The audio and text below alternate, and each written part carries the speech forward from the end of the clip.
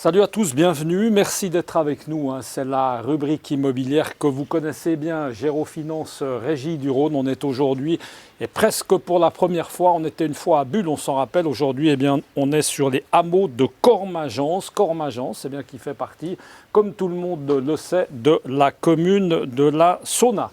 On est avec plaisir d'être avec Emmanuel Kilchenman. Bonjour Emmanuel. Bonjour. Merci beaucoup d'être avec nous Emmanuel. On va planter un peu le décor. On a une émission particulièrement, j'ai envie de dire, intéressante avec un projet immobilier qu'on découvre là à l'instant, qui existe déjà.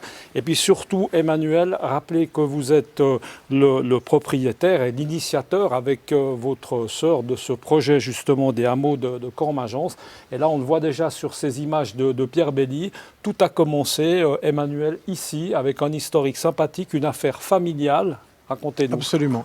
Alors tout d'abord, c'est, je dirais, aussi au nom et pour le compte de ma sœur Caroline, que je suis ici aujourd'hui.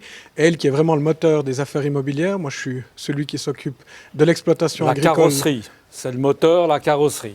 Exactement. Il faut de tout. Et moi, je m'occupe de l'exploitation agricole. Et ici, je dirais, c'est vraiment nos racines. C'est là que mon père a pu, à l'époque, acquérir cette porcherie. Pourquoi cette porcherie qui est aujourd'hui plus utilisée, désaffectée? C'est qu'on a récolté jusqu'en 2008-2009, on récoltait les déchets de cuisine des restaurants de la ville de Fribourg et mon père avait besoin vraiment d'une porcherie à proximité de la ville pour pouvoir valoriser ces déchets de cuisine pour l'affouragement des cochons.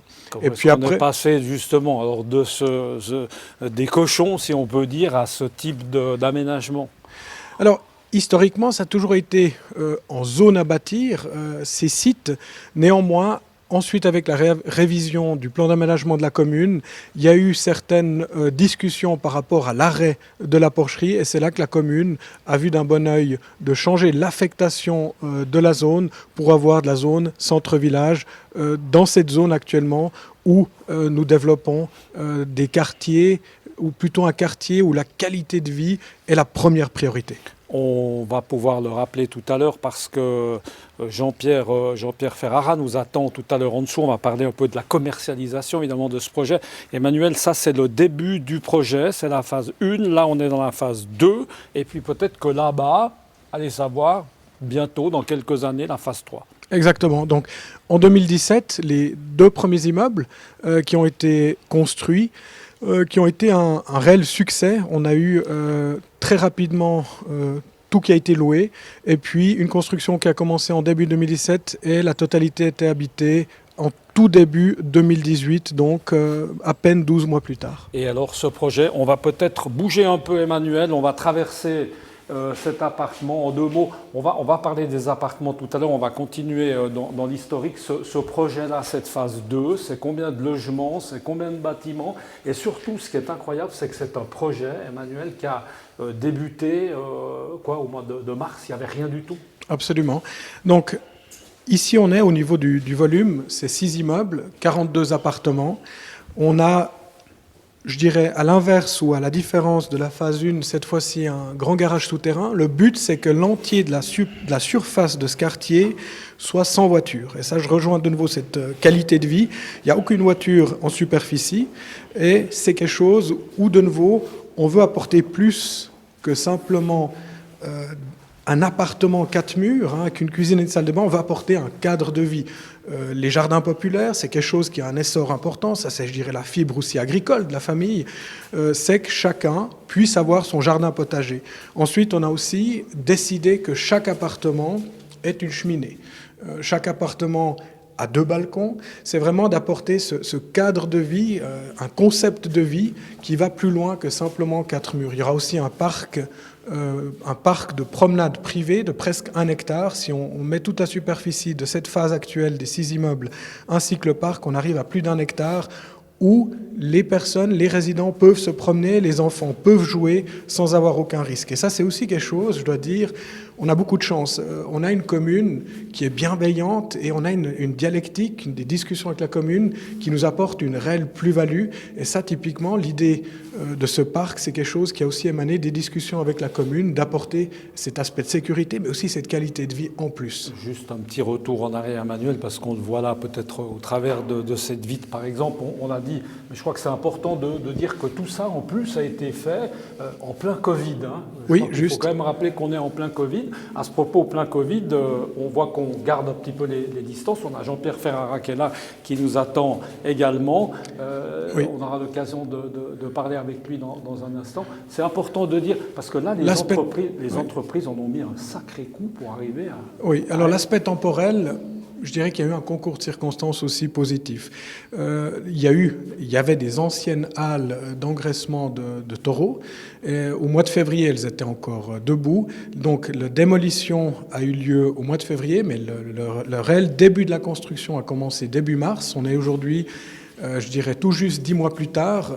On est tout hors d'eau, tout est couvert. Et puis maintenant, pendant l'hiver, la construction intérieure peut commencer. L'aspect Covid, je dirais, a été pour nous une coïncidence sur l'aspect temporel qui a amélioré la rapidité. Pourquoi ? L'entreprise de construction qui est active sur ce chantier a dû fermer des chantiers au mois de mars, au mois d'avril et au mois de mai de cette année, et ils ont pu ramener des équipes sur ce chantier, ce qui a même accéléré. Alors je ne vous cache pas, on a eu tous les contrôles possibles, Covid, de l'emploi, et toujours, on a pu respecter les normes sanitaires, toutes les normes en vigueur, en particulier parce qu'on a l'ancienne maison du fermier où on habitait nous, qu'on a mis à disposition comme maison de chantier, qui sera aussi, elle, à la fin, on l'appelle le chalet, vous le voyez ici, c'est cette maison-là qui est vraiment la maison de chantier, mais aussi les vestiaires, c'est où le personnel peut se changer, se rétablir, et ce qui a été vraiment un critère de succès, parce que ça nous a permis de maintenir le chantier toujours ouvert et même d'apporter et d'amener encore plus de personnes.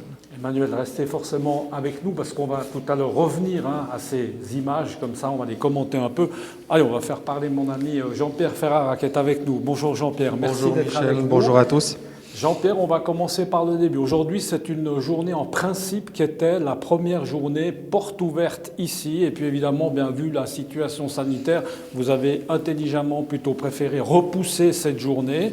Et à noter que nous, eh bien, vous le voyez, enfin j'aime bien le préciser, on essaye de faire un peu, évidemment, attention à ne pas être les uns sur les autres. Ça aurait été plus dur à gérer, évidemment, avec des portes ouvertes ou là.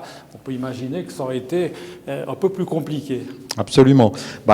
Effectivement, pour nous, l'objectif, c'était de respecter les normes sanitaires avant d'accueillir du public. Donc, de toute façon, on refera des visites privées, on recontactera chaque personne qui s'était inscrite de manière à pouvoir faire les choses en respectant les normes.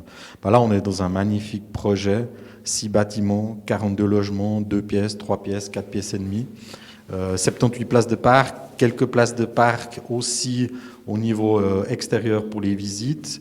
Et comme le disait Emmanuel, un bel havre de paix, un coin où il fait bon vivre, à quelques minutes en fin de compte de toutes les commodités, puisqu'on n'est pas très loin de la sortie d'autoroute.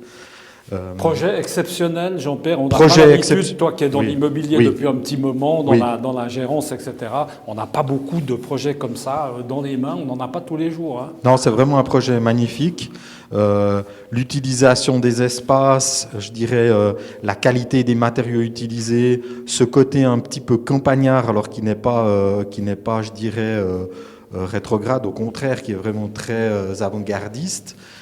Non, il y a des très très belles choses qui sont faites et on a la chance d'avoir un promoteur en face de nous qui est vraiment bien conscient de ce qui se passe. Bien engagé. On peut peut-être commenter comme ça très rapidement, se servir de ces images pour peut-être parler encore aménagement, Emmanuel, extérieur. Absolument. Il y aura un petit fitness, enfin pas vraiment un fitness, mais presque. Peut-être sur ces choses vraiment de qualité de vie. Le défi, c'est, je dirais, on est aux portes de Fribourg, on est vraiment à 2 minutes de l'entrée autoroute, sans avoir la nuisance du bruit de l'autoroute, mais c'est d'amener vraiment ce concept de vie, cette qualité de vie. Ici, on voit vraiment, je dirais, l'aspect visé, été 2021, cet aspect de visualisation avec tout l'aménagement des jardins extérieurs qui est effectué. Ici, vraiment, cette partie-là sera le parc de promenade. Et puis, dans ce cadre de ce parc, il y aura aussi la possibilité d'avoir 5, 10, 20 mètres carrés pour un jardin potager. Ensuite, dans le sous-sol, on voit bien cet esprit de aucun véhicule en superficie, pour des critères de sécurité, mais aussi de qualité de vie. Et dans ce sous-sol, on a 2 salles qui seront des espaces de sport. Un sera plutôt pour tapis de course à pied, vélo d'appartement et rameur, donc un peu de cardio. Et l'autre salle, c'est plus pour du gainage, pour une sorte de salle de yoga pour le bien-être. Donc ça, c'est toujours dans cette qualité de vie. Ensuite, là on ne les voit pas d'ailleurs, toutes les cheminées, chaque appartement a la possibilité, on le voit ici, d'avoir un poêle, une cheminée, toutes des choses qui seront incluses. Et puis, toujours aussi de rapprocher, je dirais vraiment, cette pleine campagne aux portes de Fribourg, un bus navette qui sera mis en place des portes de Fribourg, où après on a le bus toutes les 6 minutes qui va vers la gare ou vers la ville de Fribourg et qui aura le départ au sous-sol de ce quartier. Ensuite, pour tout ce qui est de l'école, on a le bus scolaire qui... Oui, alors il y aura des navettes qui vont être prévues. Et puis ça, c'est déjà la commune qui organise. Donc les enfants sont cueillis directement au centre du hameau de Cormagence, et puis qui vont après à l'école elles aussi. Dernier élément, peut-être encore toujours dans cette qualité de vie, on voit aussi avec un peu cette prise de conscience du Covid, tout ce qui est la consommation de proximité. On a aussi de la chance à proximité immédiate. Donc, quand je dis immédiate, on est à 200 mètres. On a un point de vente de l'agriculteur voisin avec un très bon voisinage. L'agriculteur voisin qui a un point de vente en self-service pour ce qui est du lait frais, il fait des pommes de terre, qui est très dynamique. On a ensuite un magasin bio juste derrière la forêt chez un autre agriculteur qui est aussi depuis bien des temps qui a ce magasin bio. Donc c'est aussi d'apporter ce côté, je dirais, ce lien campagne, agriculture rurale avec un site de vie moderne, contemporain, mais durable. En tout cas, ce qu'on peut dire, c'est qu'Emmanuel parle bien, il vend bien son projet, il est passionné, ça fait vraiment plaisir, c'est vrai. Jean-Pierre, peut-être plus pratiquement, plus concrètement, parce que là, on a traversé du coup pas mal d'appartements, ça va du 2 pièces et demie jusqu'à quoi? 4 pièces et demie, donc ça 2 pièces et demie, 3 pièces et demie, 4 pièces et demie. Tout est visible sur notre site internet, www.hameaudecormagence.ch. On va alimenter le site avec un maximum d'informations. De manière à pouvoir, préparer, les prochaines portes ouvertes qui s'organiseront l'année prochaine. Juste la surface, Jean-Pierre, ça en gros, on parle de quoi? De quel type de surface? C'est grand, c'est lumineux comme c'est d'habitude? grand, c'est lumineux. On a des typologies de 2 pièces et demie, 3 pièces et demie, 4 pièces et demie, avec des surfaces qui vont de 50 à 100 mètres carrés, grosso modo. Tout le détail est visible sur notre site internet. La livraison, on n'a pas peut-être parlé de la livraison des bâtiments qui se fera dès mars 2021. Comme ça donne des perspectives pour les intéressés de savoir quand c'est que c'est disponible. Je dirais, on a vraiment là un projet qui est rural, qui est très sympa et que nous commercialisons avec plaisir. Et qui a déjà de l'intérêt, puisqu'Emmanuel me l'a dit tout à l'heure, il y a déjà des pré-réservations, donc on peut imaginer évidemment que ça va... On a presque envie de dire se louer comme des petits pains. Est-ce qu'on peut dire ça comme ça ou avec les temps on peut le dire parce qu'on voit déjà les premiers intérêts. On a 42 logements, donc effectivement que dès qu'on va organiser ces premières portes ouvertes, on verra vite que les appartements vont partir de manière assez rapide.